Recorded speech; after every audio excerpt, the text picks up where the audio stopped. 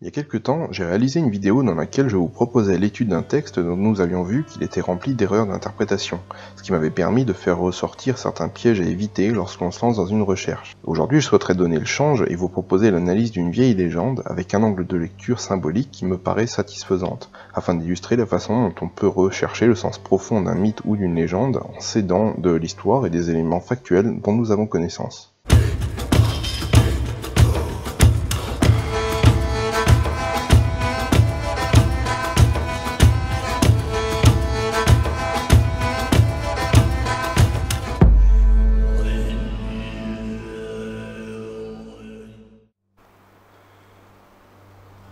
Cette vieille légende montagnarde que je m'apprête à vous conter est connue sous le nom de la Vierge Noire des Voirons. Et comme toutes les vieilles histoires, il en existe différentes versions, mais elles s'accordent toutes sur le fond. Voici ce que dit la légende, transmise de bouche à oreille durant des générations dans les villages alentours. Au sommet de la montagne, qui porte aujourd'hui le nom de Voiron, se dressait autrefois un temple. On venait y adorer une idole de Jupiter, disent certains, de Vénus, disent d'autres. Toujours est-il que l'évêque de Genève, ayant du vent de cette affaire, ordonna que l'on détruise le temple et ses idoles, ce qui fut fait.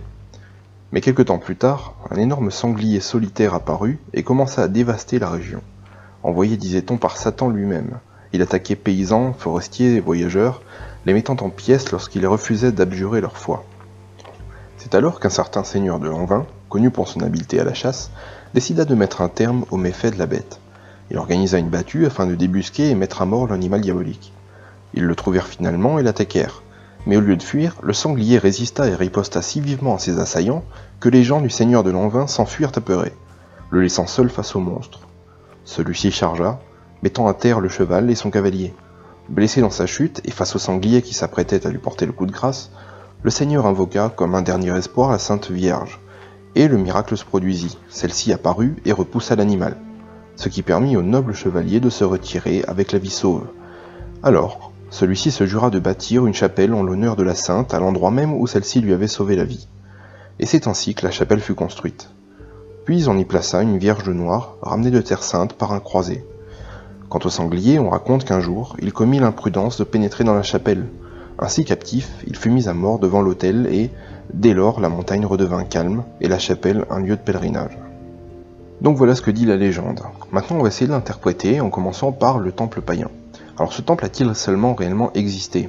Donc en l'absence de fouilles archéologiques sur le site, on ne peut pas en avoir la preuve matérielle, mais ce qu'on sait en revanche, c'est que l'évêque Domitien fit effectivement détruire un temple païen au 5e siècle de notre ère sur cette même montagne.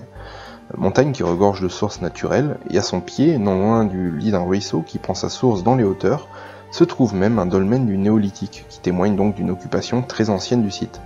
Ces sources auraient donc très bien pu faire l'objet d'un culte druidique, perpétué après la romanisation par la construction d'un temple.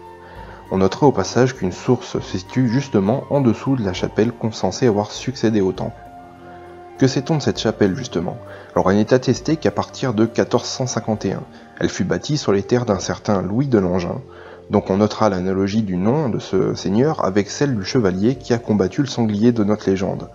Le lieu ne devient réellement important qu'à partir du XVe et XVIe siècle, avec la fondation d'un monastère non loin de la chapelle.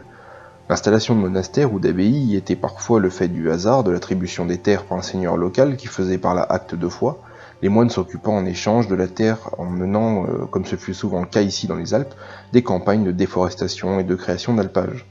Mais il ne semble pas que ce soit le cas ici, car selon le clergé local, il y aurait déjà existé une chapelle primitive en bois, qui témoignerait donc d'un intérêt plus ancien pour le site. Donc maintenant venons-en au sanglier. Alors si l'on en croit la légende, ce sanglier maléfique serait apparu peu après la destruction du temple, que l'on peut dater de la seconde moitié du 5e siècle de notre ère à peu près, correspondant à l'épiscopat de Domitien. Or, comme nous l'avons vu, la construction de la chapelle, successive à l'intervention de la Vierge, ne remonte elle qu'au XVe siècle, ce qui nous donne une chronologie d'un millénaire entier entre les débuts et la fin de notre légende.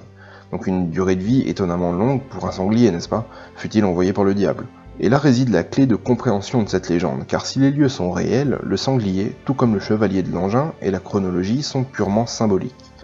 Rappelons-nous que dans la majorité des cas, les temples gallo-romains de l'Antiquité tardive ont été bâtis sur des sites sacrés beaucoup plus anciens, et le fait qu'une source coule à proximité du temple laisse raisonnablement présager qu'il s'agissait à la base d'une source sacrée, et donc fréquentée par les druides, ordre dont le symbole est justement le sanglier, animal sacré chez les Celtes.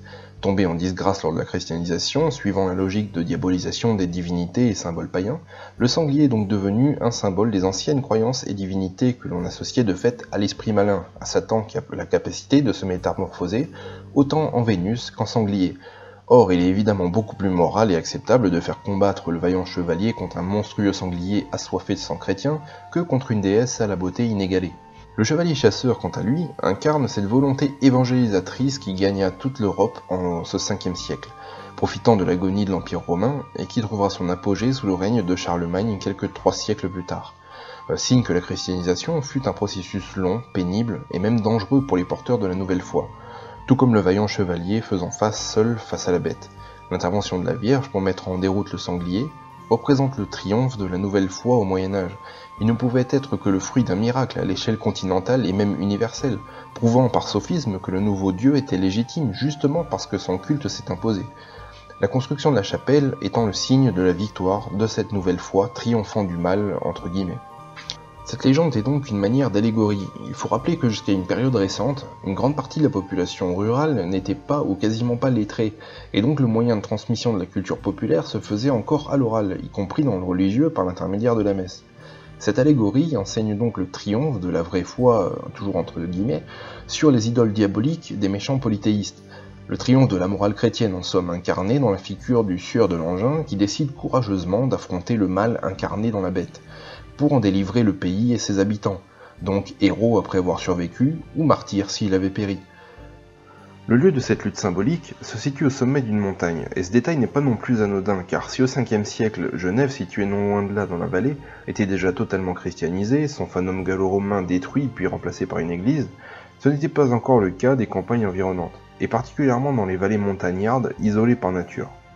La nouvelle foi a pu rencontrer des difficultés à s'y imposer, car la violence n'était pas encore systématisée pour imposer le lieu unique.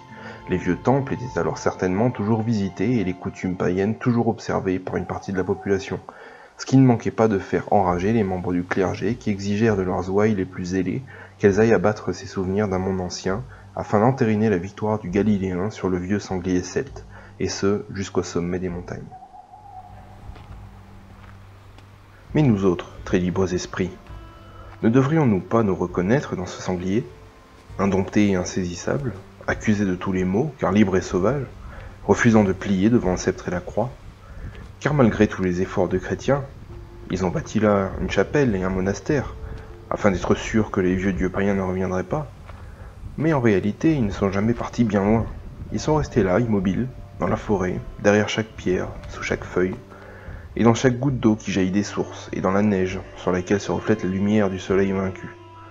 Ils sont restés là, attendant patiemment que le sanglier revienne arpenter la montagne et réveiller leur mémoire.